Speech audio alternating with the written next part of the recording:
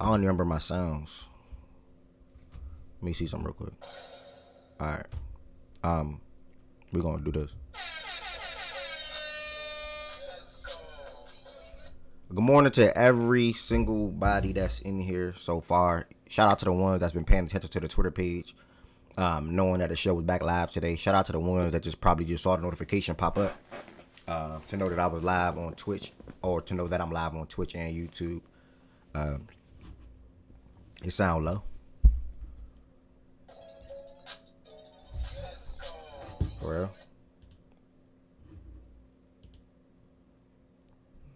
That sound low to anybody else?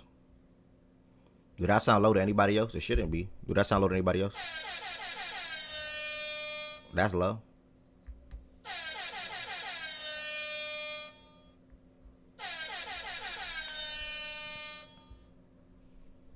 Is that low to anybody else outside of Chan? Is that low to anybody else? All right, cool. But yeah, good morning to somebody that's in here. Welcome back to another daily Facts and Stats show, Monday through Friday, 11 a.m. Eastern time. Monday through Friday, 11 a.m. Eastern time until, obviously, I was traveling this past week. Then I had crazy delays yesterday, so I couldn't even host the show yesterday. It was ridiculous, bro. But it is what it is. God don't make no mistakes. We are here today. And we are ready to talk about some sports. And again, like I said, I appreciate everybody that's in here so far. Appreciate everybody that's been paying attention as far as the tweets on the page. Again, this is very important, and I'm gonna start the show off with this. And shout out to the people that's gonna replay this back too. But it is very important to make sure you all follow Facts and Stats on Twitter, or know about the Twitter page or anything, because if I cannot ever host a show, or for whatever reason, I always tweet the update, and I always take that same post and put it into the YouTube post chat as well. So as you can see here, I tweeted this morning. This morning, the reminder the show is back today at 11 a.m. Eastern time. Don't forget to follow the Twitch and or join the YouTube. And then I also tweeted yesterday, due to unforeseen traveling issues, the show had not had to be on Wednesday. See y'all then for some great sports talks. So yeah, had a delay yesterday and I couldn't make it, or 2 days ago and I couldn't make it.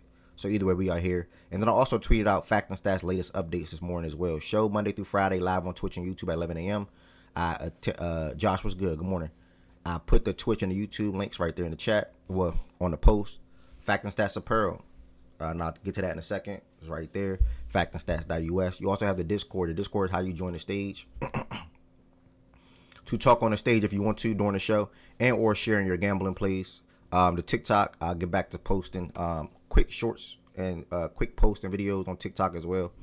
Now that I have a new computer, now that I took a trip and things like that, I can get back focused and be locked in. And in the Twitter community, for what it's worth, if anybody wants to join the Fact and Stats Twitter community, that's also in the latest updates as well. As you all know, playback, we've been shifting away from playback. Playback is still utilized for watch parties. So I went on in there. I scheduled some of these summer league games today, and also the WNBA game that starts in 51 minutes. We got the Valkyries versus the Fever. Caitlin Clark is returning. So make sure you all tap into that game. Also, we have the Wings versus the Sky at 8 p.m. Eastern time. That's scheduled. And then tomorrow, summer league action in Las Vegas. So make sure hold on.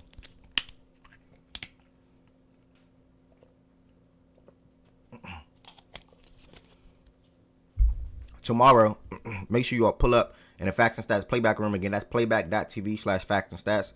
That is playback.tv/Facts and Stats. I'm pretty sure you probably can put the exclamation point playback, and I might pop up. Let me check. I don't know if I did this one or not. All right, cool. I know me or Andrew did that. But that's the room. You sign up, you join the Facts and Stats playback room. It's an app you can download. It costs $0 to sign up and join the room. So make sure y'all sign up and join the Fact and Stats playback room. And come watch Rob Dillingham, Jeremiah Fairs, Cooper Flagg, Bronny James, Dalton Connect, everybody the Nets drafted. We watching all that tomorrow. So make sure y'all pull up in the Fact and Stats playback room. Tomorrow, starting at 3:30, we watching all them games all the way on down. And every other game on Friday, Saturday, Sunday, etc. as well. Playback.tv/Facts and Stats. What else I wanted to say real quick? Told you all about the Twitter, which is very, very, very important. Told you all about the playback room, which is also important. And then last but not least, I still have about 8 shirts, I would say. I have about 8 shirts right here behind me. The next person that subs on Twitch will get a free shirt. The next person that subs on Twitch will get a free shirt. What you sub for like $5 or $6, whatever it is. The shirts are $30. So the next person that become a sub on Twitch, you will get a free shirt. I just wanted to make that announcement very clear. But other than that, outside of that, if you're already a sub or you just interested in getting the shirt in general, check out the website. It's factandstats.us. You can also put exclamation point website, and you can get you the site will pop right up on the Twitch chat. If you are on YouTube, I think D-Mac just said something on YouTube, but I missed the comment. And if you are on YouTube, if you are YouTube, everything, all the links are in the description of this video. So again, the website is factandstats.us. Next sub that I get on Twitch, you automatically get a free shirt. Yeah, thank you, Andrew. Next sub I get on Twitch, you automatically get a free shirt. And then with that being said, we're going to go ahead and get the show started the same way. First and foremost, we're going to start off with the Who Sold Your Parlay segment. So if you got sold on a parlay over this weekend, or I say weekend, I'm thinking it's Monday because I ain't host this week yet. If you got sold on a parlay Monday or Tuesday, feel free to type it in the chat. I've been chilling for the most part. Yeah, I've been chilling for the most part. So I'm probably going to pick back up tomorrow with the NBA Summer League and things like that. I do want to say one thing, though. Yesterday was a bad day. Y'all know when y'all be seeing them home run leads on Twitter and stuff like that. You be like, man, I'm not going to tell that. But then you be like, man, that should be the one that I tell. But like, I ain't going to do it because when I do tell, it don't hit. I looked at a parlay yesterday, plus 7,000. And I was going to tell it. And I said, nah, man, I'm tired of wasting $5, $10. I'm not going to tell it. Pick up my phone later tonight, the shit hit. I mean, I don't even know what to say. I literally looked at the play. He tweeted, don't overthink it. I looked at it. I said, nah, because I've been telling these joints. Nah, it's no. Missed out on $300 to $500. So it is. I swear, Chan. But it is what it is, man. That's what happened to me yesterday. It's a tough pill to swallow, but it is what it is. You know, you keep it pushing, you keep it moving. That's just how life works, man. Just how life works. Who sold your parlay and or player of the days? Anybody y'all want to shout out this week for their performances across, whether it's the WNBA, whether it's MLB. I think that's the only 2 sports on right now. Yeah. Anybody y'all want to shout out in the WNBA and or MLB, let me know in the chat real quick before we get started. Anybody y'all want to shout out in the WNBA and or MLB, let me know in the chat real quick before we get started. Let me know in the chat real quick before we get started. Is this real? Is the Storm playing the Sun right now? The Storm and the Sun are playing right now. I ain't even know that. Let me pull up my phone real quick. My bad, y'all. Hold on. Let me go to FanDuel real quick. The Storm and the Sun playing right now. I need to change my YouTube chat to black. I cannot even see what D-Mac is saying. Sabrina 28 8-8. Shout out from D-Mac. Shout out to D-Mac. Yep. Camp Game Storm. CG on YouTube. What's good, bro? Yeah, and the Fever playing. Yeah, I'm ready for the Fever game. I got that scheduled. Maybe I didn't know the Storm and the Sun game because I couldn't schedule it on playback. So I guess that's probably what it was. It is what it is. Also, with that being said, if you want to join the stage, I'm about to kick everything off and look around some things around the WNBA real quick before I get into these top 10 quarterbacks lists and talk about everything from the NBA offseason, latest news and updates. To join the stage, you have to join. I don't know why. Oh, perfect. There you go. So that comes up every 15 minutes. Okay, cool. So to join the stage, you have to join the Fact and Stats Discord. When you do join the Fact and Stats Discord, you join the voice channel, which I believe I'm already in. Oh, D-Mac is too, and I think that's Spurs, which I'm already in.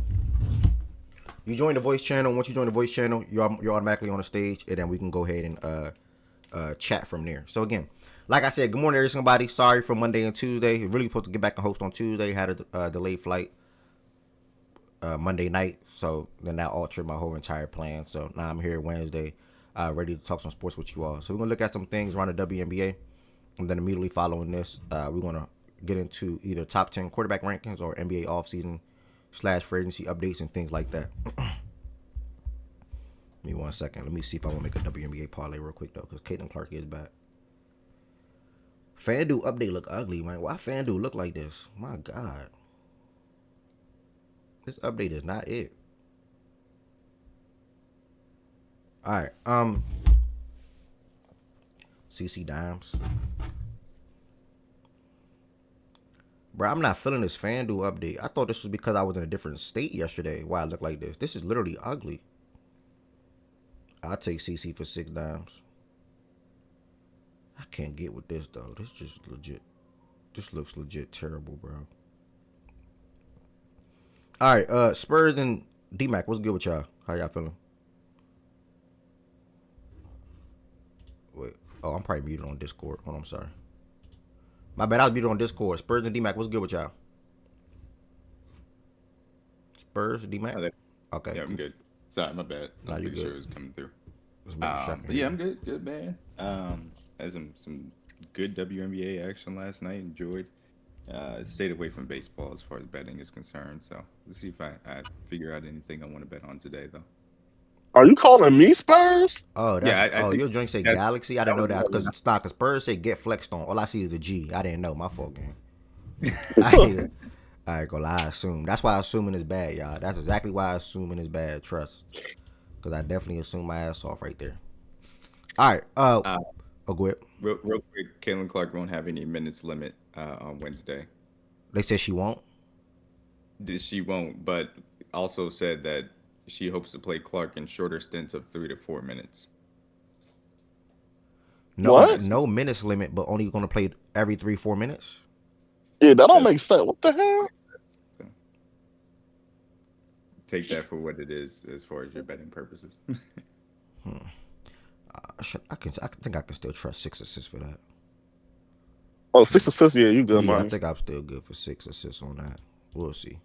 If she don't get it, she don't get it. It is what it is. What's her line? Wait, 6 assists is her line? Nah. That's you throwing that on a parlay. Parlay. Her line is, I think, probably 8.5 if I had to guess. Because 6. I'm about to say 6 assists is her line. I'm taking that immediately. It's 8.5. Yeah, it's 8.5. Let me see where her points is at. I'm not betting her points though, but I'm just curious.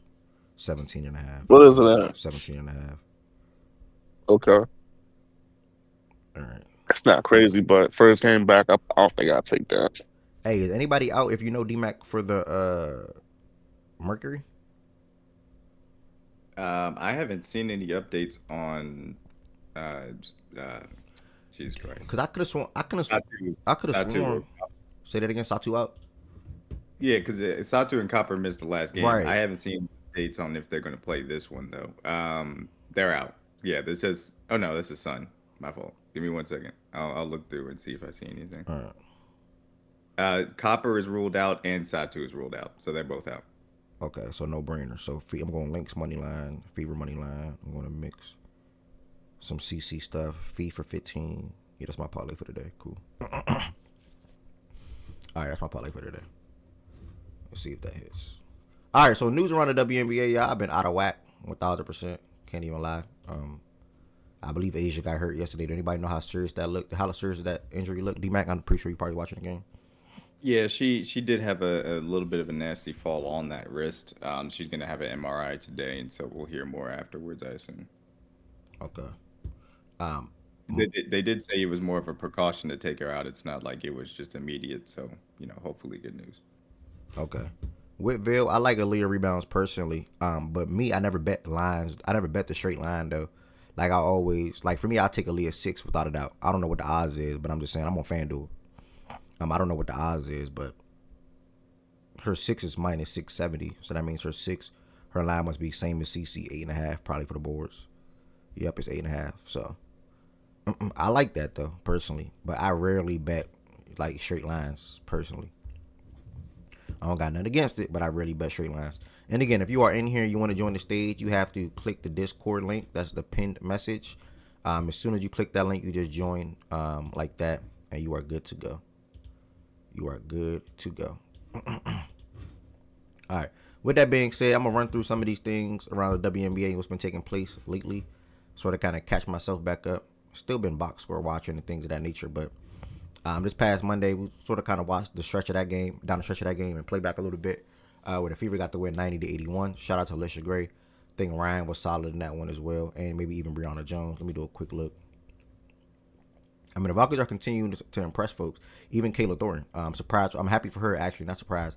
Happy for her being an all-star this year. I think she's the first-time all-star, and this is like year 10 for her. So, better late than never. And I'm glad Kayla, won the champion too, taking all her talents and able to produce in a bigger role for Golden State, who actually played, like I just said, played the Fever in 40 minutes. I'm pretty sure that'll be a good game as well.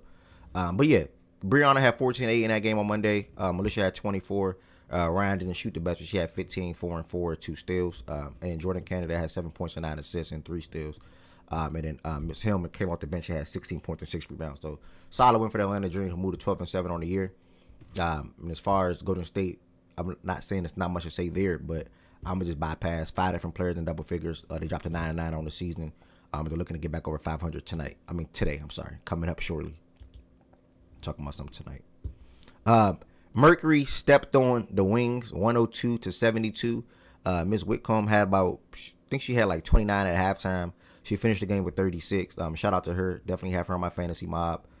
She scores in bunches. She's a really good shooter for Mercury. And I think AT had, I want to say 15, 10, and 10 or something like that this game. Yeah, 15, 10, and 15. I'm sorry. 15, 10, and 15 this game. She by far leading the WNBA in assists. One can probably say because Caitlin Clark been out. But yeah, she thought that she was going to lead the WNBA in assists last year. I remember that. And then Caitlin obviously did it. And this year she's still showing why she's one of the better playmakers in the WNBA. So shout out to Alyssa Thomas for taking her talents to Phoenix this offseason and leading them to a 13-6 start along with Satu, because Satu played in damn near every game besides this past game. And they're getting a solid addition, I would say. Somebody that's coming with experience, somebody that's been drafted by them, somebody that's also a champion with them, and DeWanna Bonner. So she's expected to join the Mercury. She said they basically want her to be herself. She was hesitant on joining them because she felt like they have some great things going on, but they wanted her. They want her to come in and just try to be herself. So DeWanna Bonner could be a good rotational piece for them, especially when it comes down to playoff time and that experience and that veteran leadership and things of that nature. And then also her and Alyssa Thomas are always in sync together as well. So I'm a fan of the signing. I was not a fan of her going for the Fever at all. I was widely on record saying that off rip. And you see how that situation ended. So her taking her talents to Phoenix, it could be a good thing. But like I said, Phoenix, they have a good team. They have a good team, and you're not 13-6 by accident. Your 3 best players didn't even play 10 games together. So shout out to the Mercury. As far as the Wings, AT bullied them to win it. Right, you a nut, dog. As far as the Wings, and again, if you on YouTube, double tap that screen, y'all. I got the YouTube chat on my screen now, and the Twitch chat on the screen. If you on YouTube, by all means, feel free to double tap that screen. Black, what's good, Black? What's good, Black? I gotta freaking change my YouTube text font. But yeah, shout out to the Mercury. So yesterday's games, to catch myself up a little bit, we watched this stretch. Well, we watched it down the stretch of this game and playback. This was a majority of this game in playback, not even down the stretch. This was a really, really, really good game. I watched this damn game at the airport and I was glued. Elizabeth Williams, she's been playing really good basketball. I picked her up in fantasy about a week ago or something like that. Kenny was good, Kenny. And last night she was really good. It was a couple questionable calls down the stretch against the Sky. But I feel like both teams fought hard, and that's what all that matters. Elizabeth had 20 and 7. Angel Reese, she continues to play amazing basketball, and I'm really hoping that this can continue when Camilla is back in the lineup, because I think Angel is playing more free. She looks more free. She's operating like a point forward, I would say. Still is not one of the better post scorers. If she was somebody they can dump the ball into, and she just goes to work more times than not, that'd be a super duper plus. You know what I'm saying? But a lot of her buckets come taking players off the dribble, offensive rebounds, putting it back up, and things of that nature, which is still good. She was 5 for 9 yesterday, 12-15 from the free throw line, and had 22 and 15. And I think she's had like 5 straight games of 15 or more rebounds, and I think she's the best player First player in WNBA history to even do that. Dare I say her handle is getting better? Yeah, her handle 1,000% is getting better. If you look at old clips of Angel from high school at St. Francis on down to even in Maryland or wherever, she was always a good handler of the basketball. You know what I'm saying? I just think she's able to showcase a little bit more this year. So far, I would say, through their 18 games played. Twitter said Reese's top 10. Yeah, I saw that tweet. She's not top 10, but for anybody to think that she's not, Yeah, that's a bad tweet. for anybody to think she's not top 20, which the conversation we was having here last week is ridiculous. So I'll leave it at that. This season, I'll leave it at that. So, what else? On the Mystic side of things, Shakira was big. Shakira was big. Brittany Sykes hit a couple of tough buckets down the stretch, mid-range pull-ups and ones. Sonya Citron hit a big three on the left wing down the stretch. The Mystics is just a fun team to watch, bro. Kiki had another double-double with 11 and 10. Citron had 13 and 8, so they got the win by 2, 81 to 79. So it was an amazing game yesterday. I enjoyed it. Two of the average, one below average teams in the league, and still being able to put up a game like this and have people hooked. It was especially me and everybody else that was in playback. Is a good thing. So shout out to the Mystics. They moved to 9 and 10 this year. Similar to the Valkyries, they're surprising folks. With the start, they're surprising folks. And anybody else up here, if you guys want to comment on anything that I'm speaking on or any of the games, just feel free to cut me off. By the way. Now I'll just say that it was an awesome game to watch, like back and forth the whole way throughout. Like you had mentioned, obviously Sonya Kiki had a great game. Obviously Angel Reese had a great game as well, and is doing it without Camilla trying to get this guy to a few wins, even though in this game that they came up short. I mean, the obviously like the Mystics have continued to play good basketball, stay around that 500 mark, and a really balanced attack for them. But the thing come out of this game is just Angel Reese has continued to put together a really good stretch of basketball, being consistent. We know the rebounding. Obviously she's the first WNBA player in history to have those stretch of games with 15 plus rebounds, and that's a valuable thing. It's always been a valuable part of our game, but now you see the full game starting to come with it, which it includes her ball handling being more comfortable, which, like you said, at every level, she's always been able to bring that element of it. She just needed a little bit of a runway to get comfortable with that at this level versus this defense and this physicality.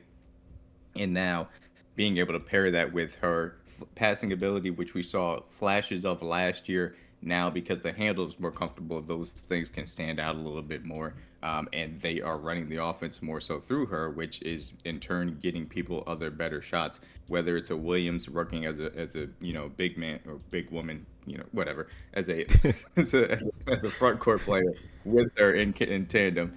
Rachel getting some open shots off of that arrow as well. So everything being able to flow around what she's been able to bring is kind of the facilitator offense is making sense.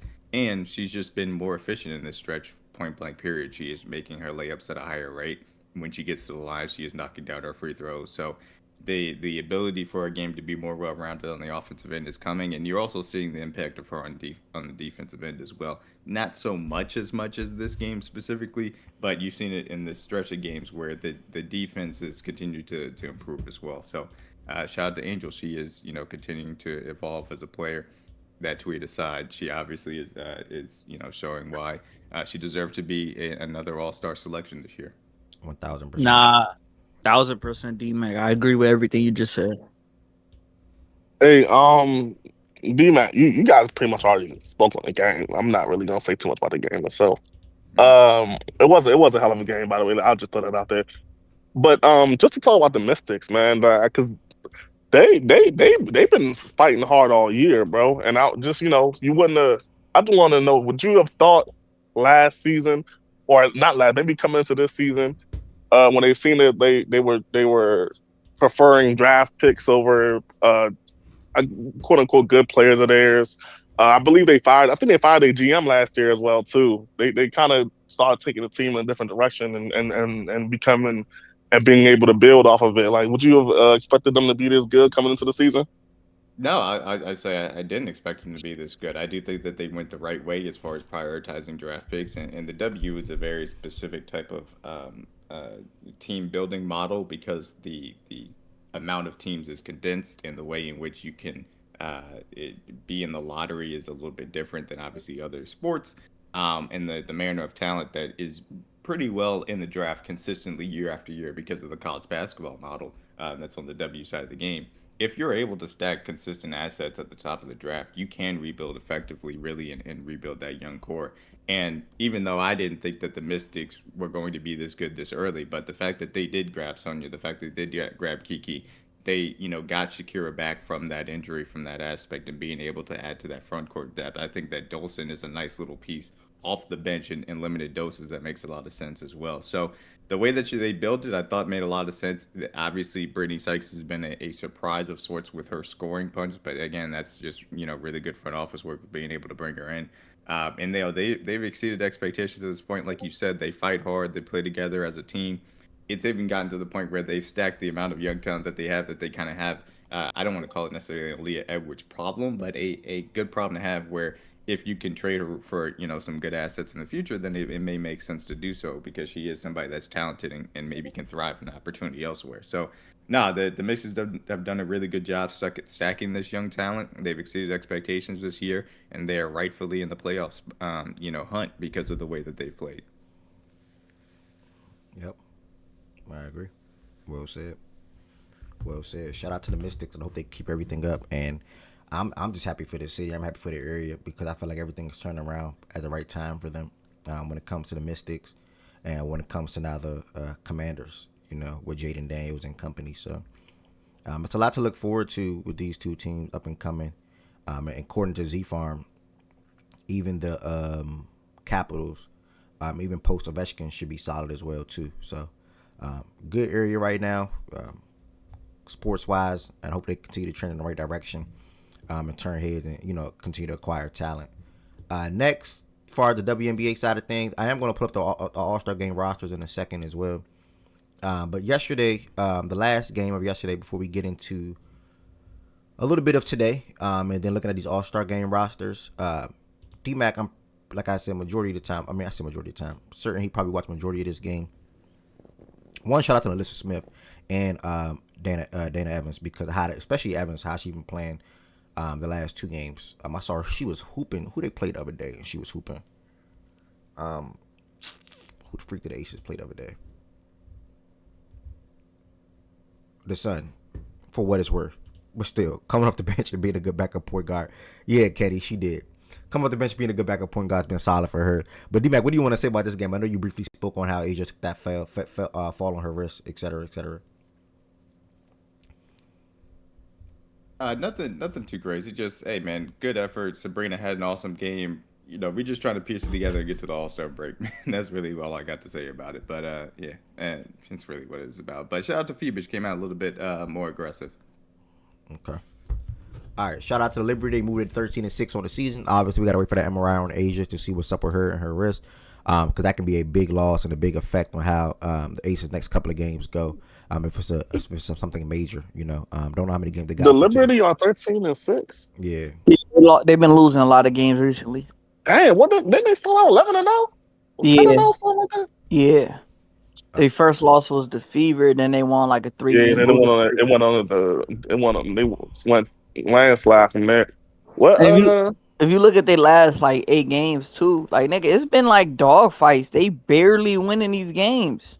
I didn't know Caldwell Jones was like this impactful. Like she really they go.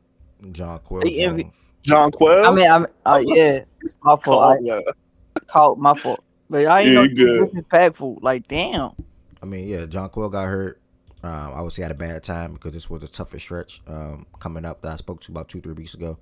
And we played some good teams. It's really just that simple. Play some good teams, and you can lose. Let's look at the losses, by the way, real quick.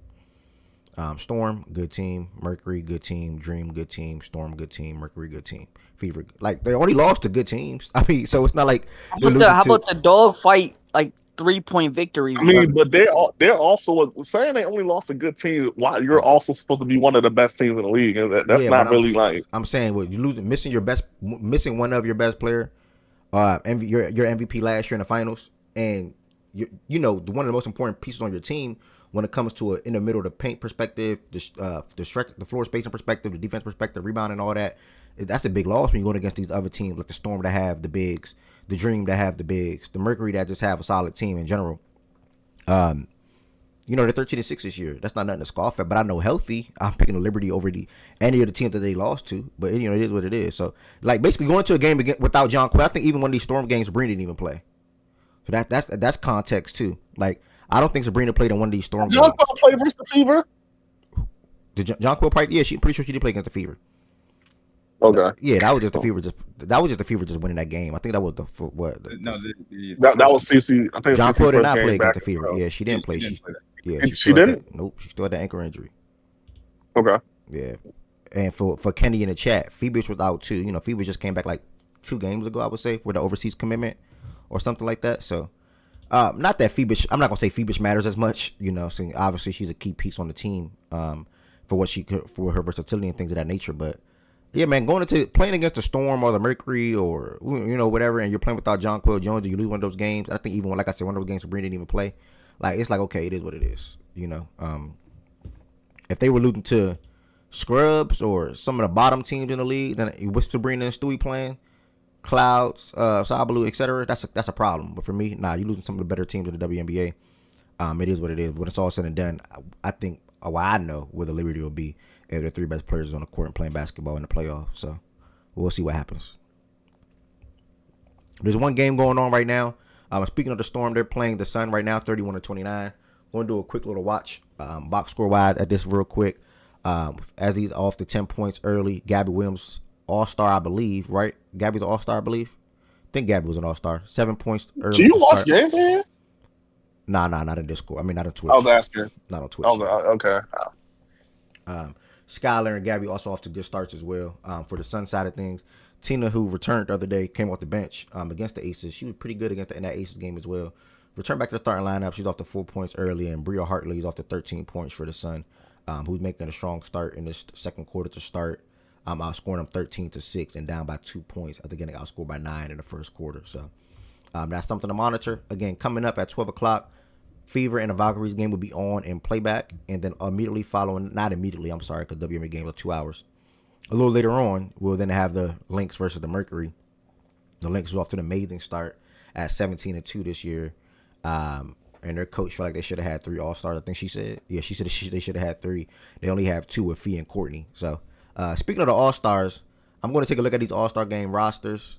I wasn't able to watch a draft or nothing, but the all rosters are set. So let me look at these picks.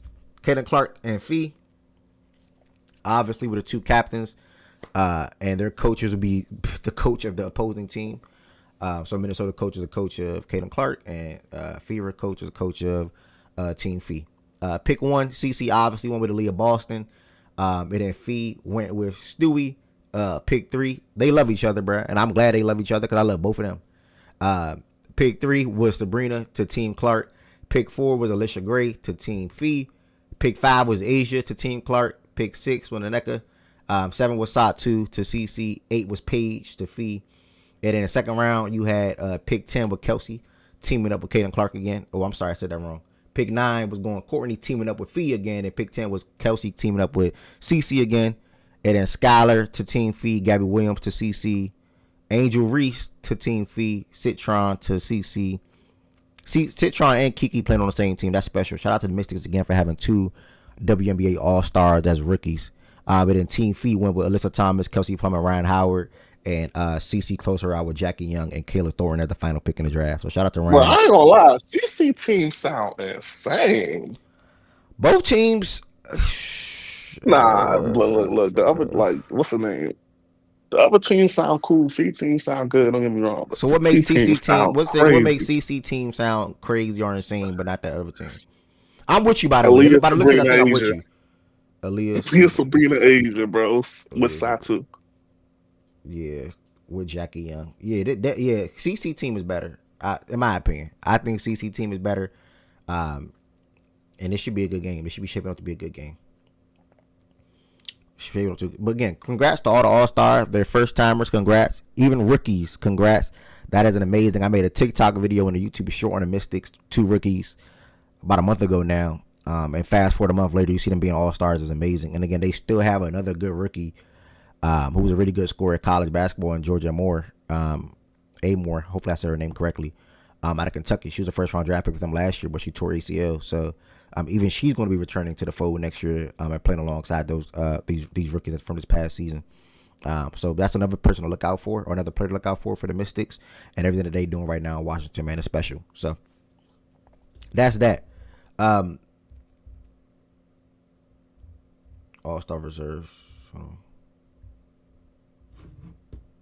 Okay, so that's all their first appearances. All right. Next, I'm gonna take. Hey, you see what I was saying earlier though? What happened?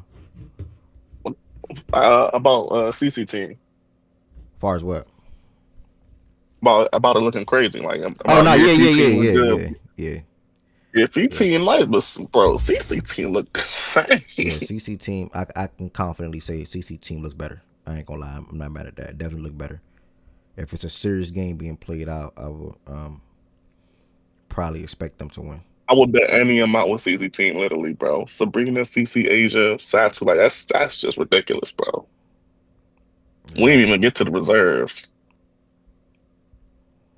It's calm.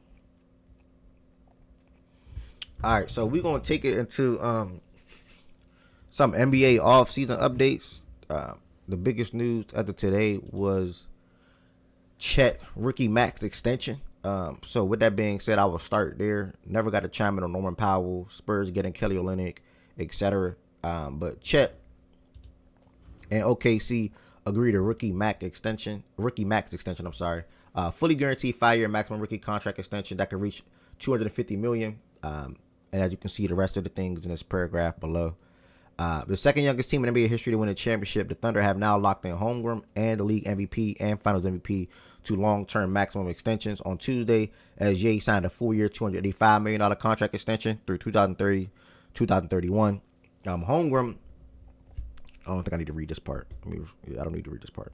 But either way, personally, a lot of these things that I said earlier in the chat that I'm in, and I would just want to say I love how OKC is ran, and I love how they operating, and I love how they extend or been extending everybody early. 6+ extensions that I can account in my head over the last 1 or 2 seasons. You get Caruso, you immediately extend him in the middle of the season. Last offseason was Isaiah Joe and Aaron Wiggins on like some 3-year extensions or something like that. That's 3 players right there. SGA this past offseason, that's 4. Jalen Williams, that's 5. Chet makes 6, right? And then as of today, Shams also tweeted they're close with J-Dub as well. That'll be 7.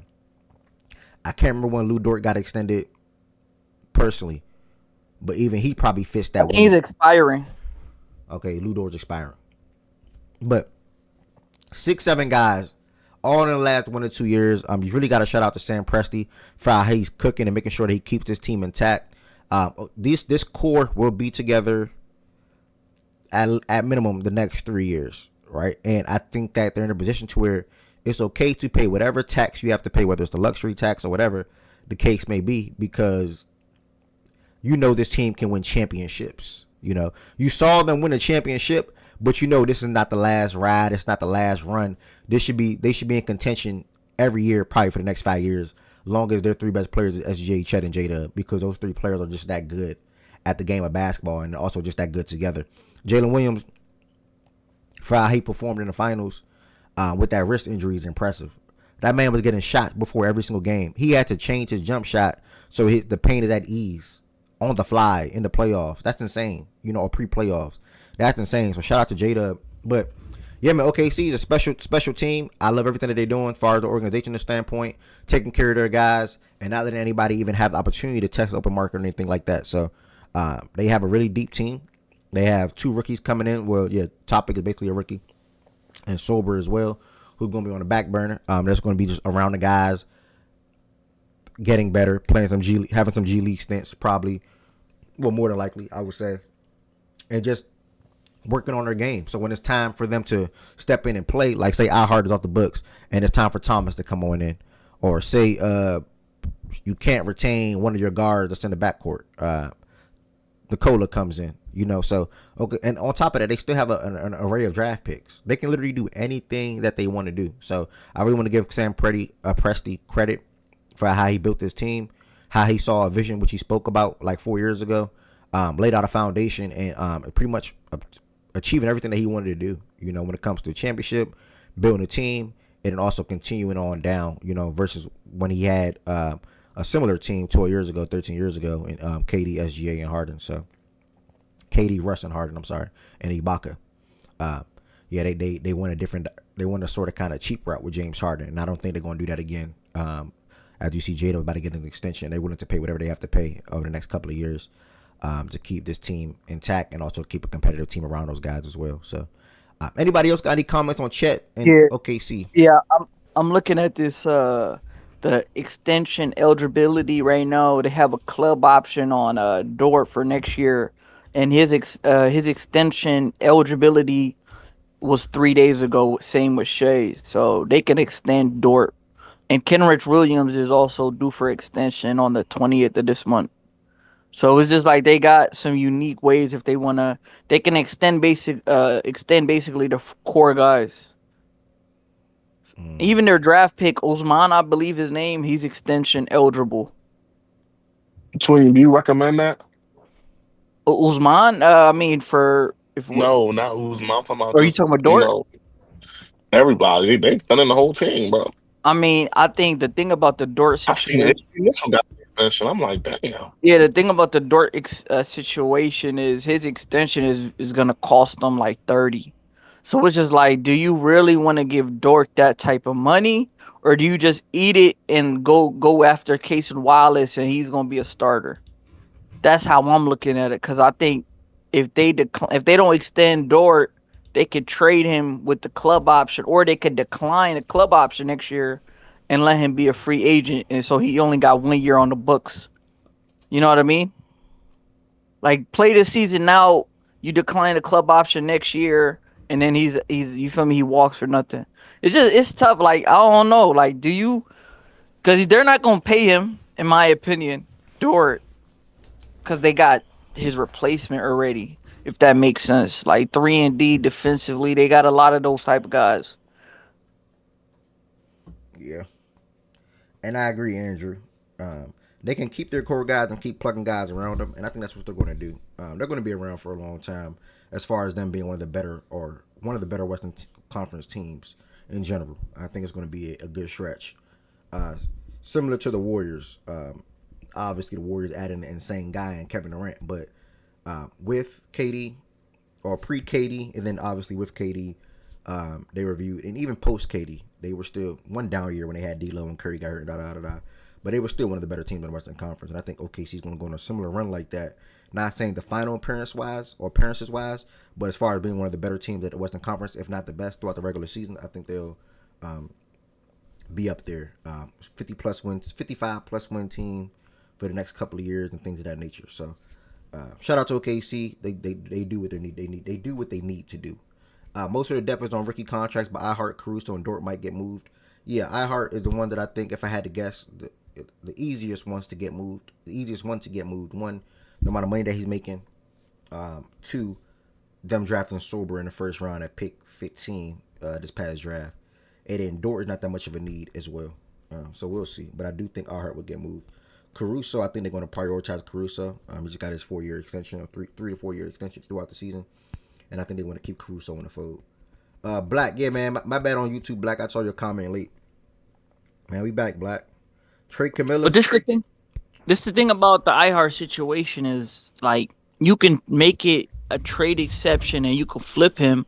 Also, this is probably, they're not gonna opt in for the club option for same shit for Dort year 2. This probably his last year. I don't think they trade him this year. I think they probably let him walk, honestly. Yeah, but that's not until next offseason. What that mean?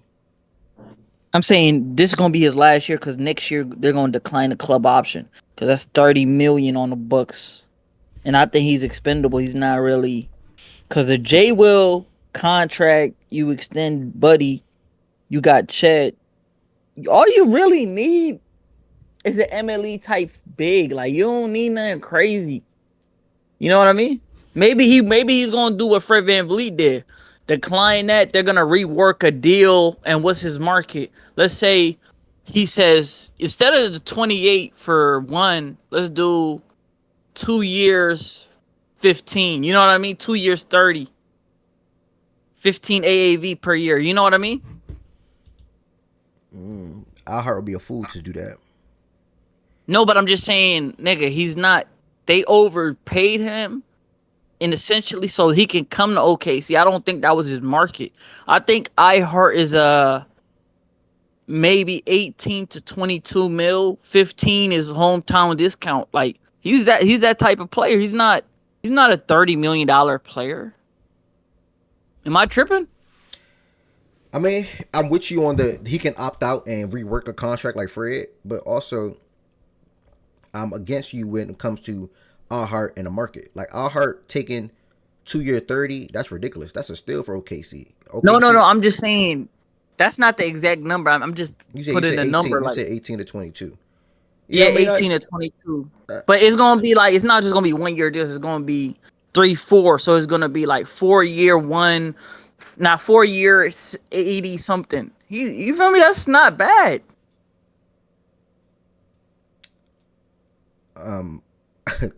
I don't think they would tie 4 years into iHeart because they don't have to. On top of them drafting Thomas this past draft, I do see a world where it can be a rework around a 2-3 year thing. But then I also think that if iHeart was to hit the open market, he would get more elsewhere than what OKC will offer him with your logic. And then at that point, why not take the money when you already got a championship now or 2? I mean, that's what I want to know. Why not take the money if you say they win again this year? Why not take the money at that point then when they decline your club option? And the team was offering you 25 to 26 because you're gonna be 28 years old. This nigga down in his 30s. He's gonna be 28. 25? Why not? I don't see why a team won't give him 24 to 25 to be their starting center. Can rebound. He's physical. Good connective passer. Had the good touch around the rim with the floater that he typically does. Like what's some of iHeart issues? How much years for the 25? Doesn't matter. Like another 3 year deal. It could be 375, 4, 100. It don't matter. But I said 22. I said 18 to 22. Yeah, I just think a team getting iHeart below 20 is that's a steal. But I could be wrong. But I would love to be a team and get iHeart under 20. I personally would. But let me see. Maybe I'm jazzing because I know Zubac is on a bad contract. Let me see Zubac contract. Nah, you're not jazzing, bro. No, Zubac Tween is dreaming, bro. Yeah, Zubac is on 18 right now, and he's worth more than 18. He's worth like 20, 30. He's worth 30. Damn. Wait, so you... Fuck it, I'll leave that alone. But yeah, that's my thought process on it. Zubac is better than iHeart. I don't think that... Yeah, he definitely... He's better than iHeart, for sure. Now, he had an All-NBA level season. I had him on my third team All-NBA. So $30 million for All-NBA player, that's still a bargain. Okay. You had Zubac third team All-NBA? Over who? I had him over Jay. I think it was Jay Dub. I got to look at my final list. Wait, you thought Zubac was better this year than J-Dub? Yeah, I think so. He was a top 3 defense. He was top 3 in DPOI on my thing. His efficiency as a scorer, two-way value, the plus my all of like he was the reason we won 50 Who games. you talking about right now? J-Dub versus Zubac. I'm talking about that description you just gave. That was Zubac description? Bro, you don't know how good Zubac is, bro. That nigga was elite. That description you just gave, that was Zubac? Like, that was his description? You know, you literally could have said those exact same words for J-Dub. I don't think J-Dub was in the... J-Dub really made all defense, bro. I'm talking about DPOY on that. I don't think Zubac wasn't. Was Zubac actually third in DPO? First of all, no, I'm talking about on my ballot, bro. You keep doing this. On your personal ballot? Yes. Bro, you know how good, bro, they were. You know the Clippers were the second best defense in the league, right? Bro, hold on though. Listen, you know who's the best defender on the Clippers? Why did you just tell me about your personal ballot though? Small steps. Like you going all over the place. Zubac is the best defender on the second best defensive team. What He do that has a have to legit do case with for him? DPOI. What are you talking about? But what the hell does that have to do with anything now? Like you just told me about your personal DPOI list, cool. Like I guess that's cute, Let whatever. me look at where But he finished. what that got to do with him being better than Jada? Let me look where he was Hello, Evan Mobley. It was Dyson Daniels, Draymond Green. That was the top 3 to finish. bruh. What, bruh? I'm looking at it I right thought he now, was a. bro. I Your thought he man wasn't played. even top 7. Hold on, but he But was a better y'all, defender. y'all done with He that? was a Yeah. better defender than Draymond. This shit don't, bro. That shit don't mean nothing, bro. Bro, your man wasn't even top 7, bro. He was What the heck 6. you What are you talking about talking right about? now? No, he wasn't. I'm looking Zubac at it. was 1, 2, 6. 3, 4, 5, 6. No, he wasn't. He actually, it was Draymond, Mobley, Dort, Dyson Daniel, Jaren Jackson, and Shea. No, it says Evan Mobley, Dyson Daniels, Draymond, Lou Dort, Amen, and Zoo. He was top 6. I don't know what you're reading. I don't know what you reading. I'm reading the Defensive Player of the Year Hakeem Olajuwon trophy and where how much points he But I had. don't think I Shea don't was know what 6. you're reading. Zubac probably was 6. Yes. Okay. Yeah. That's not 1, conversation. 2, Not. 3, 4, 5, It's, 6. I don't think Shea was All 6. right, whatever. Yeah. Yeah, Let's yeah, not. cool. Let's not do It that. don't even matter. It That's was tween yeah, it's personal not. All NBA 13 thing anyway. So fuck it. It is what it is. Lawrence was good, and I forgot somebody else. Oh, John. John was good as well. John Doe was good. Um, Presti has intensified not giving player options for max flexibility. Chet current contract is 228 5 years, each year being 25% of the cap. If Chet had taken a full 5% bump for all NBA DPOI MVP, he could have made 274 5 years. But since Shams reported 255 years, he left about 24 million on the table. Okay, good context established. Couple of more things, y'all. Around again, shout out to one that's on YouTube too. I am live on YouTube. I am live on Twitch. I will continue to be live on both platforms on a day-to-day basis. If you want to see probably where more people will be, that would be on Twitch. More people will be on Twitch. So if you want to see the live chat on Twitch, feel free to join the Twitch page, which is twitch.tv/Everett Jr. The link is in the description on this video, or you can just watch it on YouTube and see the Twitch chat as well, as I have the Twitch chat pop on the screen and the YouTube chat pop on the screen. The next person that becomes a member on YouTube and or subscribes on Twitch, you will get a free Fact and Stat shirt. If you are interested in subscribing on Twitch, I would advise you to subscribe through your Amazon Prime account. You get one free subscription through your Amazon Prime account. All you have to do is connect your Twitch account to your Amazon Prime account, and you can sub through that way. One free subscription per month. So keep that in mind as well. Next, I'm gonna talk about the Kelly Olynyk. The Wizards trading Kelly Olynyk to the Spurs for Malachi Brown and Blake Wesley in the 2026 second round pick. Least favorable.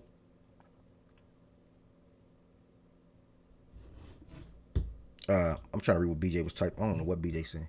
Keep both jumping so randoms do both. Least favorable between Dallas, Philadelphia, and OKC. I'm gonna stop right here and say first and foremost how much I love everything that the Spurs are doing or been doing. You know, it's truly remarkable. Starting with getting De'Aaron Fox, starting with drafting Wemby, drafting Castle, getting Vassell, drafting Sohan. Even the moments or the seasons Harrison Barnes has been there. You know what I'm saying? All of that matters too from an experience standpoint, and helping change the culture around, which I think it will fully be changed this season coming up. Chill, Sly. Which I think will fully be changed this season coming up. And one of the biggest issues for the Spurs this past season was front court depth. They literally did not have any front court depth when it comes to guys that they can bank on consistently behind Wemby. They go out, they obtain a guy who the Celtics were widely expected to lose, even Al Horford as well, and Luke Cornett. They gave him a good, solid 4-year deal. I think he'd be a really good backup big for the Spurs in his 15 to 25 minutes, whatever that he plays on a night-to-night basis. And then on top of that, you go out and get more front court depth, and you get a guy in Kelly Olynyk that's going to be able to space the floor, good connective passer, come with a lot of experience as well. Played on a lot of teams that went deep into the playoffs and things of that nature. So I love everything about this on the Spurs side of things. And then on the Wizards side of things, if we notice everything that they're doing, they're just acquiring a lot of young talent and just going to let guys play basketball. see who sticks and keep them. And if you don't stick, you can probably get traded and go elsewhere. Malachi and Blake. I know Blake for sure was a first round draft pick a couple of years, like 4 years ago. Can't remember what Malachi was. I want to say Malachi was a second. Oh, he was a first round pick as well a couple of years ago. So they added 2 more first round picks. So they got I think I seen a tweet. They got 11 first round picks in the last 4 drafts on their team this year. 11 first round picks in the last 4 drafts on this team this year coming up at the moment. So like I said, they're just getting a lot of young talent, going to see who stick, going to see who don't stick, and then proceed like that. Getting Malachi and Blake for basically a guy that you had no plans on keeping or was out of your future plans is a plus, on top of adding a second round pick as well in 2026. So shout out to the Wizards for everything that they're doing on their end. Even them going out and getting Cam Whitmore. They have an array of talent, bro, and I can't wait to watch them play basketball this season. I think their next person that they're looking to move is Marcus Smart, whether that's via trade or whether he gets bought out. But that's definitely probably the next name that's going to get moved, and we'll see what happens with CJ and Chris Middleton throughout this season. Maybe that's a trade deadline type of thing, where a veteran team, not a veteran team, but one of the contending teams in the league can look to add their services for experience off the bench, scoring, whatever the playmaking, whatever the case may be. So shout out to the Wizards, shout out to the Spurs for making the trade for both sides. That makes sense. Obviously reported yesterday as well. Jokic, we're not. That's a great trade, bro. Great trade. Oh, what's up, BJ? My bad. What's up, bro? You said great trade. No, I was just saying that's a great trade. Like that's actually I got super happy about that trade. Like, guess what? We dumped off 2 guys we don't need / don't use for somebody that we do need and that we gonna use. So we got a tough the 9 rotation is kind of tight, but I do think we're gonna go 10 deep. But I like the Kelly Olynyk pickup. It's a great pickup, much needed. Like you were saying, bro, we had no big last year when Wemby came out. That's why we went out and got Biyombo. Charles Bassey went down, so we ain't had nothing. We just relying on Biyombo and Sohan playing center, and what I mean. So, it's a dub in our book. We're gonna keep growing and keep getting better, and hopefully hit our 45 win mark. Yep. Is that the mark that ESPN gave y'all? I can't remember. 42, I think. 42. Okay. 42, I think. Okay, something like that. Drunk was. But I still think a lot of people. Well, it's only not a lot of people, but it's a couple of people throughout the Spurs fan base is not satisfied with the team and think this team is a playing team. But me personally, I think the team is in the middle of the pack. Game just tipped off, by the way. We definitely better than the Warriors. That guy team who just said something. Talking about the WNBA? We better than them. Yeah, game just tipped off. Hold on, what the heck is that? Better than the Warriors. Yeah, the Spurs. Oh, never mind. Spurs, I can agree. I'm okay with you saying they're in the middle of the pack or could be in the middle of the pack. I think they're going to be a fun team to watch. And they have all the talent in the world, so. Yeah, man, shout out to the Spurs. Shout out to the Wizards. BJ broke it down perfectly. 2 guys they were not going to use, even with them drafting them in the first round a couple of years ago. But they wasn't going to use them. They weren't going to be in the mix. You about to say something? Can I say something real quick, though, Ev? Yeah. Because you was about to say something about the norm. I was trying to start that off real quick. I was about to say something about the what? The Norm. Remember you said Norman Powell earlier. You was trying to talk about the trade for Collins. We haven't got a chance to talk about that because of the. You didn't realize what I've been doing though. I've been going down the screen, bro. My fault, big bro. Nah, you good. I just started going down after the chat thing. It's gonna come up, but when I get to there, I'll let you kick it off. Jokic not seeking a contract extension with this summer. Obviously, simple put, wait until next summer, more money. Just that simple. Paolo and the Magic agree to a 5-year, $287 rookie contract max extension. The deal includes a player option, the first for rookie max since Luka and Trae Young in 2021. I love it. I'm happy for the Magic, happy for Paolo. Hopefully, he continues to blossom and continue to be and grow into being one of the better wings in the league. And the Magic have their guys locked up that they want to have locked up. Bane, Suggs, Paolo, and Franz. So hopefully they can capitalize on that strong core 4. Hopefully that core can become a strong core 4 and be really competitive in the Eastern Conference for years to come, and ultimately probably make a finals, and probably what their goal is winning an NBA championship one day. So can't rule out anything that can happen in this NBA. So shout out to Magic and Paulo for agreeing to that rookie contract max extension that's sitting at the option to reach $287 million. Kyle Lowry. Now that's Oh, go ahead. big congratulations to Paulo. P5. That's major right there. Yep. Free agent Kyle Lowry has agreed to a 1-year deal to return to the Philadelphia 76ers. I believe this is Kyle Lowry's 20th or 21st season. Either way, I'm under the belief that this will be his last season. And he's ending it where he's from. You know, he went to Philly about 3 years ago, I would say. And this should be his last year in the league. And I think this is like a locker room presence, veteran guy, being able to come in for Maxey and or McCain, or step in when somebody gets hurt and still be able to try to produce, you know. So I like it for Lowry. I like it for Philly. And, you know, I think Kyle Lowry had an amazing career. Houston, Toronto, Miami, and then obviously ultimately Philly. And a better thing about this is he won a championship, you know. So once you get that championship, ain't nothing better. So shout out to Kyle Lowry. I enjoy even his short tenure in Miami as well. And hopefully, you know, like I said, I'm under the belief that this is his last season. And hopefully it goes out the way he wants it to. And that's him being healthy and or him winning the championship in Philadelphia. So we'll see. That basically means VJ Edgecombe got to stay with 77 because there was some speculation that he was trying to get the number 7. Okay. Yeah, that is true. I think I've seen that too.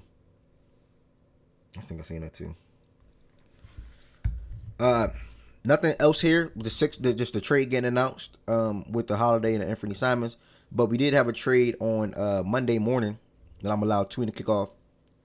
The Clippers, Jazz, and the Heat agreed to a trade that's in Norman Powell to Miami, John Collins to the Clippers, and Kevin Love, Kyle Anderson, and the 2027 second-round pick to the Jazz. What you got to say about that trade, brother? Yeah, I think all parties that was outside Utah because they was trying to get off Collins. Miami got a legit 20-point per game scorer. Spark off he can do the Terry Rozier role. You feel me? He helps them, Bam, and them. The Clippers get a front court, put Kawhi back in his natural position, a lob threat, 3-point shooter, rebounder. Even though they were, I think, 1 or 2 in rebounding percentage in the league, defensively solid. I think I seen a stat. It was I think it was Brian Windhorst or one of them. It was on Hoop Collective. They said anytime John Collins was in the Utah Jazz starting lineup, they won 70% of the games. Even though he only played 40 games for Utah last year, that had to do with them shutting him down because of the tanking situation. They got penalized multiple times because they didn't want to really play, you feel me, marketing, Collins. You feel me? They're good players because they're trying to go for capture the flag. But shout out, you know, I like this. I like this for the Clippers. You get hard on the lob threat. You get front court positional need because we've seen what Aaron Gordon did against Norman Powell and battling on the glass. AG was looking like a monster. Every rebound, all of that, the game-winning dunk because the low man didn't step up. The Jokic air ball, it's just so much shit that happened in that Denver series that I think we're trying to address. Now we trying to go after Beal, I believe so. But you could speak on the Norman Powell too about how Miami got him. Yeah, obviously this trade came out of nowhere. I'll start there. But I approached the rest of this offseason with a couple of things in mind. I thought we was going to be able to get him off. But if you can trade Kyle Anderson, if you can trade Terry, you can trade Wiggins, by all means you do it. Terry and Kyle technically would have been expiring anyway, so it is what it is. As far as Wiggins, he obviously has the multiple years on his contract. With the biggest team interested in him is the Lakers. You know, so they're expected to resume talks with the Heat as soon as this week. I seen a report earlier this week because they feel like our original asking price was too much, which was Rui, Dalton, and a first for Wiggins. Which I don't know, whatever. I guess you can say it is. But as far as first and foremost, I'll start with the Clipper side of things. I love it, bro. I love it. I mean, for the Clippers to come out and be able to get John Collins, and I think the best thing about this is the last couple of years, you always had true threes, in my opinion, one of them playing the 4. And that was Paul George and or Kawhi, right? When they was on teams, those guys, I think, was ending up at the 3 or the 4 in most lineups, even starting. Eventually, when Norman Powell even started to start as well. Or even when they had them small games with Russ and Harden starting. Obviously, it was a small sample. Hold on, Milo. Hold on. Obviously, it was a small sample. Now you fast forward, you get a real power forward in John Collins. Stretches the floor, rebounds, super duper athletic. Going to have a good 2-man game with Harden, even on top of already what he has with Zubac. And he brings everything to LA that they need, personally. You have Batum back into the fold still. I think they still have Derrick Jones Jr. Is that correct, Twin? They still got Derrick? I think they still... Hold on, Milo. I think they still got Derrick Jones Jr. And you top that off and you add John Collins for and basically ship out a guard in Norman Powell. And when you ship out Norman Powell, you're more than likely going to get Bradley Beal. Right? So it's like, that's a win in all areas to me. You lose Norman, who was averaging 20-21 last year on 40+% from 3. I think Beal did like 16 or 17 on 38 or 39 from 3. I believe that's his range this past season. And Bill can still produce or perform similar ways to how Norman Powell did. Obviously, in Phoenix, it just did not work out. The KD, Bill, and Booker thing just did not work out. And I'm still trying to understand what was going through KD and Booker's mind for even wanting to obtain a guy like that and think that was going to work. I'm going to mute you real quick, love, for thinking that was going to work. But with no point guard. Or Tyus Jones being the point guard. I mean, word it like that. So, Statology said Collins the only player with 150 plus points on 50, 40, 90 shooting. It's an amazing acquisition for me. As far as the Heat side of things, getting Norman Powell, like I said, you basically traded 2 guys. Kevin Love, we don't play him anymore. Kyle Anderson was playing last year, but it wasn't pretty to see. I'm not a fan of Kyle Anderson, respectfully. Yeah. So to trade Kevin Love and Kyle Anderson and no draft pick, and you walk away with Norman Powell, like I said, 20+ point per game scorer, can get downhill. Is an amazing 3-point shooter all over the court. That's a plus. That's a win in the Heat book, and it's not too often where I can say the Heat made a trade and it was a win in a book. You know what I'm saying? Norman Powell, I'm excited to see him come to Miami. It seems like probably, depending on what happened with Wiggins, but probably Hero and Norman starting in the backcourt right now with Wiggins and Bam and Ware in the front court. If Wiggins does get traded, then I think they will slot Norman at the 3, and they'll insert Davion Mitchell, so then it'll be Davion, Hero, Powell, Bam, Ware. I think it'll go something like that. So I'm a fan. How do you feel? I'm a fan of both lineups, but I still do think Wiggins needs to get traded. And it is what it is. What you about to say, though? I was going to say, because the trading for Norm, the reason we got rid of Norm was because of the negotiations and the extension talks. Like, we didn't want to give him a multi-year, lengthy, you feel me? He had an all-star type season. So that asking price at 31, 32, 33, 34, 30, you feel me? Like 3-year, 4-year deal. He's about to be 32. I know Spoelstra, not Spoelstra, I know Pat Riley is hesitant to pay guys later on in their career. Is he? Because you trade for nothing. You didn't really give up anything, to be honest. So, like, are y'all, like, taking it by year, or the extension talks is, like, we not really there yet? You know what I mean? Yeah. OG, I just saw your comment on YouTube, man. And Justin, I think you're asking what Tween asking. Yeah, basically, are we going to pay him? So I think the Heat basically approached the situation like this. First and foremost, the Heat don't want to tank. They have their own 2026 first round draft pick, but it's widely reported by all of the reporters and analysts that works within the Heat field or whatever the case may be, the insiders or whatever. The Heat don't want to tank. They want to be competitive. They want to try to be competitive. So basically, they saw an opportunity to get a guy that's quote unquote a good player. And, it still fits what they want to do. The Heat are not taking on long contracts. The Heat are trying to have expiring contracts. The Heat are trying to look like they're shaped to have cap space within the next couple of seasons, right? Which they will at the end of this season and even next year. As far as Norman Powell, it's like a win-win. You come in, you get a guy that's 31, 32, whatever. and say hypothetically, something happens where Tyler Hero gets traded, and you still have Norman, and you can extend Norman or keep Norman. That's not probably to them. It's probably to most probably it's not that much of a fall off to go from Hero to Norman Powell as your starting 2 guard, and you get that you insert that better player that you trade Hero for, alongside Bam and Ware. 2, also it depends on how he plays this year. I don't think that he'll be opposed to extending him, especially if he plays well and it's a good fit alongside Bam and Ware and maybe even Hero as well. So I mean, it's really just a wait and see type of thing. And then 3, the last option is, which is probably the option that I'll be in favor of the most of, is if you flip him at the trade deadline. That's what I would do. I will flip Norman Powell at the trade deadline because I know when it comes down to February and he's averaging 15 plus points per game for the Heat, he's probably still shooting good from 3. He's probably still looking like how he was looking last year for LA. And you can get a first round draft pick, or you can get a couple of seconds, or whatever the case may be, for one of these teams that can use his services that's looking at, or that's gearing up to make that deep postseason push. I'm trading him. Norman Powell is 31, 32 years old.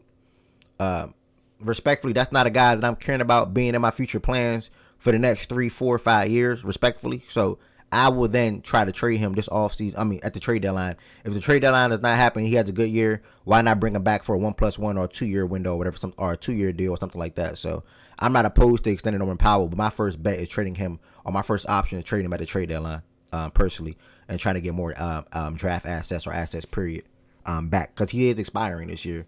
And say you don't want to match whatever his market is or whatever the case may be, and you don't want to lose him for nothing. Granted, we got him for nothing though, but I would just bank on trading him at the trade deadline, personally. I appreciate that answer. He's 32 years old, so he's probably gonna be turning 33. He's gonna be looking for 20 plus again. I don't know if that's the best business to give Norman Powell. That not saying He might bad, be looking closer to 30, like 20, Yeah. not like 28 to 30. You know, because the cap percentage is going up. Like if his last deal was 20, they get a new cap going. You know what I mean? Like every year it goes up 5%, 8%, 3%. You know what I mean? Like you're not going. That was his last deal. I thought he had a career year. The price ain't go up. Nah, the price definitely went up. Yeah, for sure. That's why I said 20 plus. If you want to jump and say 30, that's cool. That's you. I'm not giving him 30. I'm not giving Norman Powell 30 at 33 years old. I think that's ridiculous. So I'm not going over 30 personally, but I do think he should get more than the 20 million that he was just playing on or would play out this season on. Associate, to your comment on YouTube, it flashed off the screen pretty fast. Ainge has consistently gotten sub-market value for guys, giving away Olynyk, Fontecchio. Collins is still a good forward, and his return was contract filling a second-round pick. Yeah, Associate, I want to make this very clear to everybody. That is by design. Everything that Danny and Utah is doing, people can look at him like, wow, they traded Colin Sexton, right, and got freaking Nurkic back. They traded John Collins and got Bogus back, right? They're about to buy out Kevin Love and whatever. Everything that they're getting back is by design. Buying out Jordan Clarkson, that's by design. They want to be bad this year. They want to be terrible. They want to let their young guys play. They want, more importantly, to have a top 5 pick this year. Everything that Utah is doing is by design. You don't go out and trade away players who are still good players, like you said, Associate, which I agree. Trade away players and get back that return. But again, trust me, it's on purpose. Utah wants AJ, who's at BYU, or they want the Boozer twin, who is the son of Carlos Boozer, who obviously had an amazing stint in Utah as well. And on top of that, just even Darren Pearson. Shit, like, nigga, any of them guys, Utah is in the market for one of those guys. Utah will have a bottom 3 record in the NBA this season upcoming. And again, that is by design. I would not be surprised if throughout this season they try to look to trade Lauri Markkanen. Obviously, he's probably making like 30 plus. So that'll still be the last name. But even with Lauri, they're just gonna have Lauri sit games like they've been doing. They're gonna have him sit games, you know what I'm saying? Be injured and sit games and things like that. But Lauri's making $46 million. My God. My nigga gonna talk about his contract. He's making 46, and that's gonna top at 53. My goodness. But yeah, what Utah is doing basically is by design, bro. They want to be bad. And if you look at the screen right here on this roster, you look at the screen right here, that I'm sharing, nothing shows this will be a good team in the league. Again, when you think of the team that's going to win the least amount of games this year, that's Utah, that's Washington, and that's Yeah. But the And thing about Brooklyn, it and is, Brooklyn. Will Hardy is a very good coach, though. He can. We've seen him do magic before, like, you know what I mean. They're Like, gonna I tank, wouldn't be. bro. They're gonna tank. I don't want to put their little fake stuff in the world. They're gonna tank. Yeah, to end the year, the beginning of the year, they might be like a sneaky like 12-12, and which for them is like, nigga, what? You're 500. Yeah, I just disagree. I'm not, and again, I'm not mad at you for thinking at the start, but I do disagree though. Do you feel like it was bad assets management not getting off these players before this summer? I wouldn't say bad assets. Well, yeah, sort of, kind of, because I do feel like Yeah, they should have traded Colin and John early. I was just about to say that, Yeah, low. they was in rumors to trade John Collins at the trade deadline last year. Collins Texans also the guy that should have been traded as well. So, yeah, definitely bad assets management. But I do want to make this clear. Like everything that they're doing right now, I think it's all by design. You know, they lucked up and got Ace at 5 because he didn't want to go to Philly and or Charlotte. So they just said, "F you, we taking you at 5." That's a luck up. When you pair, because Ace is gonna be a good player. Now, when you pair Ace with Boozer, when you pair Ace with Darren, are you even Yo, have, Ev, or even you even have, I'm mute low. He's talking right now. or you even have Ace and all right, you even have Ace and AJ as your wings for the future. That's a plus. Hey, if you you know? couldn't hear me before, I muted you because you was making like noise and stuff. nah, I'm shocked. But if you wait, because Twin can still hear me, right, Twin? Yeah, I didn't mute you. You was in the whip with the seatbelt, so that Ev muted you because of that. I ain't had you on mute though. Nah, I was just trying to figure something out, bro. So, because Ed muted me, I'm pretty sure he thought I was muted for everybody, right? Yeah, I think yeah. So I guess okay. Just know moving forward that you muting me doesn't mute me for everybody, just mutes me for you. All right, but yeah, I just wanted to add, yeah, Utah, that was terrible asset management, bro. And even if they wanted to go the route of tanking next year, right? I mean, because I like that you said that, like, this is all intentional. They could have won about this even smarter than, bro. They could have had all these players letting go, bro. They could have been had draft picks for them, bro. They could have been had 2 picks for Laurie. They could have been had a pick for John Collins, a pick for Collins. Like, if they would have been got off these guys, bro. Like, when at the peak of they what's the word I'm looking for here? They value, but they waited too long. Laurie Markkinen was a hot commodity last offseason. Yeah, They he know was. what to ask that man now. They wanted 3 or 4 picks. That was before he they got was the tweaking. extension. You gotta remember, before he got the max extension, he was looking at like 4 picks because his value was like you getting an all NBA level player for like 22 million, because he was still on that Cleveland Chicago deal where they traded him from D Mitch. Like, he was getting pennies on the dollar. Okay. Yeah. So I guess we all just basically said the same thing. But either way, I agree with Establish and Associate. Can you retype your message on YouTube? I'm trying to understand what you're saying. Wait, the market has absolutely created for role players in NBA under the new CBA with all these trades going down. The Jazz need to open up minutes and don't want to screw over Sexton Collins in the contract year. And the new CBA has made everyone prize flexibility and made it harder to shift the sort of mid-sized contracts. I like you, Associate. That's a great explanation. I like you, dude. Yeah, that was amazing. That's actually facts. Everything you just said in regards to the new CBA, not screwing over guys in contract years, and made it harder to shift the sort of mid-sized contracts Colin Sexton had. That is 1,000% fact, and that's exactly what it is. And they both are sent to situations where they can probably perform. You know, Colin and Charlotte, who needed to back up guard depth, or just guard depth in general. And then obviously John Collins in LA. That's probably one of my favorite moves this offseason. You know, because what he's going to be bringing to the Clippers with the loss of Norm. But I'm expecting him to replace Norm production with Bradley Beal, which is still a win in their books as well. So ultimately, I love the trade for all sides. Utah, they're going to buy out Kevin Love. Whatever happened with Kyle, whatever, doesn't really matter. They netted an extra second round pick from the trade in the trade. So it is what it is. Shout out to Utah. And I'm curious to see what draft pick or what draft spot they get next year to pair with Ace. This draft is deep. This draft is like this past draft, but even better. Because the top 3, 4, 5 guys can change franchises. Versus this draft, it was really like the top 2 guys. And if one want to say Ace, you can say Ace. I'm not going to say that for VJ, respectfully. But yeah, really the top 2 guys, I would say. Obviously, Dylan stepped into a situation where he may not start, though. But when he does start and when he does get the keys to San Antonio alongside Wemby, they're going to be a force to be reckoned with, 1,000%. What else? We'll continue on down. Ryan Rollins, 3-year, $12 million deal return to the Bucks. Shout out to the Bucks. They're also rumored to be interested in Russell Westbrook as well.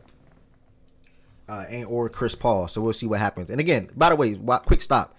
Everybody that's here that made it today, thank y'all for just being inside of the Twitch or being inside of the YouTube and listening to the show today and tapping into the show. I think we have 10 plus people on YouTube. We got 20 plus on Twitch today. I was traveling this past weekend. My flight got delayed. I was so mad I couldn't do the show yesterday. I do not like not being able to do the show. But when I do the show, I do prefer to have my camera on. I do prefer to be able to talk to y'all. I do prefer to be able to share my screen and things of that nature. So if I can't give y'all my best effort or my best foot, forward, then I'll probably just make the big decision to have to cancel the show. Valanciunas is expected to stay with the Nuggets. Dang, these comments be flashing off the screen fast, dude. I got to change my speed. Hold on. What is it on right now? 15 seconds? That's a long time, man. You got to read that in 15 seconds, dude. Hold on, y'all. Some of these comments be flashing on the screen too fast. What did John just put into the chat? Valanciunas expected to stay with the Nuggets, passing on his offer from Greece. I don't want to look at the comments because I'm working off OBS. That's the thing. But I just made the comments on the screen longer, so it's cool. To look at the comments, I'll have to flash. Yes, we are definitely doing a college dynasty league. I have to look into getting that game today or this week. I didn't even get it. I wasn't even home. I didn't even get it. So yeah, I would definitely get that game. And we're doing that dynasty league probably as soon as Sunday or something like that to get it started off, or Monday. But yeah, I'm super duper excited. I ain't gonna hold you. What makes the reason I got the game is because it makes the most sense to like, bro. Madden and EA already jolly made it. They give you $135, bro. $135 bundle, you get both games, and you get the premium version of both games, bro. Like, buying one of them games by themselves is $100, and then you probably gonna buy something in the game after that. Like, the game give you little perks and packages and shit like that once you buy the bundle. Like, it just makes it's kind of dumb not to buy the bundle, bro. I ain't gonna lie to you. I agree. And that's definitely why a lot of people did it, and I don't blame them 1,000%. It's for everything that you just explained, to be honest.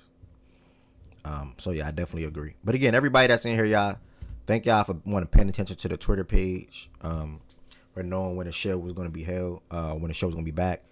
Again, thank you to everybody that, or even just probably had the notifications on Twitch and or YouTube. Going forward, I will continue to be live on both platforms, and I will continue to improve how the show looks on a day-to-day basis. My latest addition today was putting the YouTube chat on the screen, so that when people comment on the YouTube chat, you will see the comments, and then when people comment on the Twitch chat, you also will see the comments on the screen. So no matter what platform you're watching on, you'll still be able to see the comments from both platforms at the same time, or whenever somebody types something. For example, I'm gonna type test on YouTube, and that pops up on the screen right there, test, and then obviously see Statology message on Twitch on business meeting, so I couldn't miss the show. Nah, shout out to you, that's real.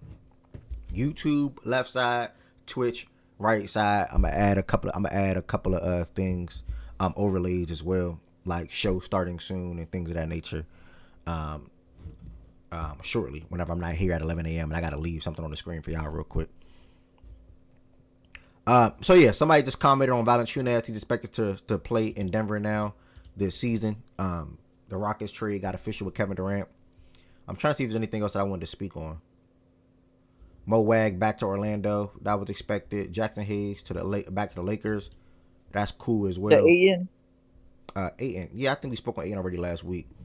Yeah, we spoke on Ayton already last week. Yeah, man. I mean, whenever you can get a guy like that, I'm not saying Ayton is crazy, but whenever you can get Ayton for the number that you got him at, it's a plus. So shout out to Ayton, shout out to the Lakers. And I am curious to see what is next for the Lakers, if anything. Do they go out and make the deal for Wiggins, or do they go out and use that whatever the remaining balances that they have to offer somebody as well? So that's what I'm looking at. What else I want to? I just can't remember for something else I wanted to talk to y'all about. My bad, because things be happening so fast.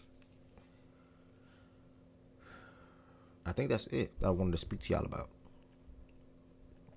Yeah, I think that's it that I want to speak to y'all about at the moment. So obviously this week so far been all around for me. So after maybe tomorrow actually, we're gonna dive into NBA free agency grade and things of that nature, or everything that took place so far. And then what I'm gonna do this tomorrow is ahead of talking about the summer league games. I'm gonna just put, because I lost D-Mac. I don't got Fredo in here early either, or anybody else that's heavy NFL related. We're gonna do a collective quarterback list like that tomorrow. But tomorrow I'm just gonna come with my own list and say if guys are not here to contribute or give their own list or even do a collective list, we'll just have my list to go off of, and I'll speak on my list, and how I came up with my order 1 through 10 and things of that nature. So I'm gonna push that to tomorrow morning. And then Friday is the last position, which is going to be edge, I believe. And I'm going to leave, and I'll probably just put edge and O-line in the same day, because there's really not that much to say about those guys. Shout out to those guys as well, though, but not too much for me to say about those guys. So I put edge and O-line in the same day on Friday. And then starting next week, on top of talking about the NBA Summer League, we're going to dive into all the divisions. I'm going to talk about all these divisions, expectations, what's next, things to look forward to, rookies, how we, et cetera, et cetera, et cetera. We're going to go through the whole entire 9. With the NFL season quickly starting, man. Preseason starts next month. I'm sorry. So that's that. But again, tomorrow we're going to be getting into ranking. But tomorrow I'm starting off with quarterbacks. Tomorrow I'm starting off at quarterbacks. I'm not putting quarterbacks at the end. Tomorrow the show will start with quarterbacks. So if you want to talk NFL quarterbacks, come back in here tomorrow at 11 a.m. or 11:15. We're going to be ranking the top 10 NFL quarterbacks. I will have my own list ready, and we can go off my own list. I know I don't have a lot of NFL folks in here. And then also, I still got to retrain people's mind to come back to Fact and Stats at 11 a.m. On top of coming back into Fact and Stats at 11 a.m., the platform shift. That's not an easy thing to do as well. So I do know sometimes you're going to see 20 people, maybe even 15, maybe 30, maybe 40 people inside of the Twitch. But I do know it's a process. I do know it's a journey, and eventually it'll continue to grow. So today we're looking at about an hour and a half, hour and 32 minutes. But this is not the end. If you want to continue to be a part of the Fact and Stats community today, or be around, or talk, or even type into the chat, join this room right now. It's the playback room. It's playback.tv/Fact and Stats. Playback.tv. I said playback.tv/ yeah. Before you leave, before we say bye to Discord, we go watch the game and playback.tv/Facts and Stats. Can you guess who has the most rushing touchdowns of all players in the last 3 years?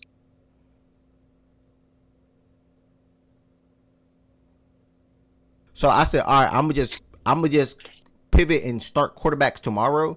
And when I start quarterbacks tomorrow, I'm gonna have my own list. So say you not here tomorrow, or D-Mac not here tomorrow, Z-From, whoever is not here, I know I can go off with my own list to still be able to host a show and still be able to talk about those quarterbacks. And if y'all are in here to give y'all own list tomorrow, that's great as well. And then we're gonna turn that into a collective thing. So to make that easier, I'm just gonna put the quarterback at the start of the show tomorrow. So tomorrow we're starting the show at like 11:15 with the quarterback stuff. No WNBA, no NBA, no NBA Summer League, none of that. We are starting the show tomorrow with quarterbacks. Okay, yeah. So Fred, if I was you, like 11:15 a.m. If you come here like 11:15 a.m., I'm gonna be ready to, and I'm starting the show immediately with that. And I'm gonna let D-Mac know, I'm gonna let Z-Farm know, Shaggy, Tez, whoever, to come in here and get a list as well. So again, everybody that came through to the show today, thank y'all so much. Again, we are going to finish out watching